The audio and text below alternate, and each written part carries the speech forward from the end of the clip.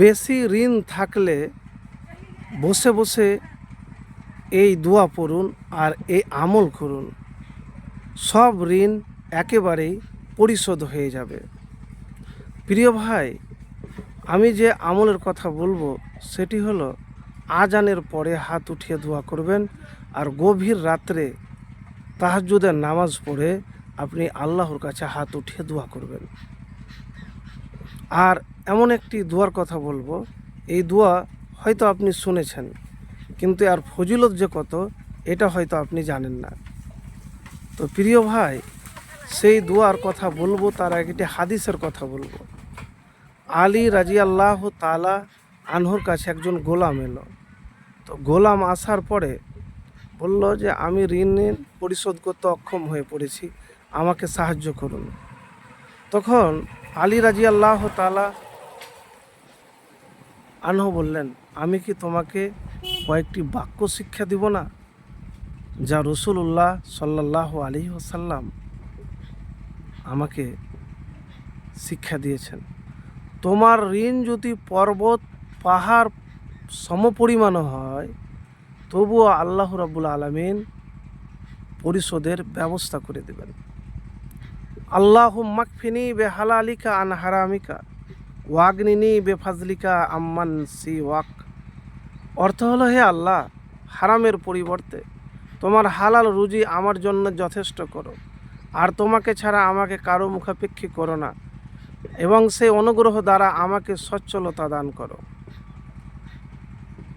তো প্রিয় ভাই, এবারে আপনি বলবেন, এই দোয়া তো আমি পড়ি কিন্তু আমার যে ফলাফল পাচ্ছি না।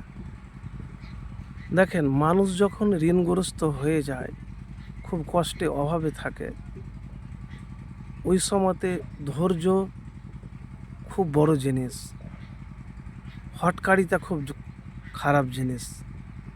আপনি ওই সময়তে কাজ করুন, যে কাজ করছেন করুন, আর আল্লাহর প্রতি পূর্ণ ভরসা বিশ্বাস নিয়ে আল্লাহর কাছে এই দোয়া বারবার পড়ে পাঠ করুন। প্রিয় ভাই, যদি এইভাবে আপনি আমল করতে পারেন, দোয়া করতে পারেন, হতে পারে আপনার ঋণ দ্রুত পরিশোধ হয়ে যাবে, ধনী হয়ে যাবেন।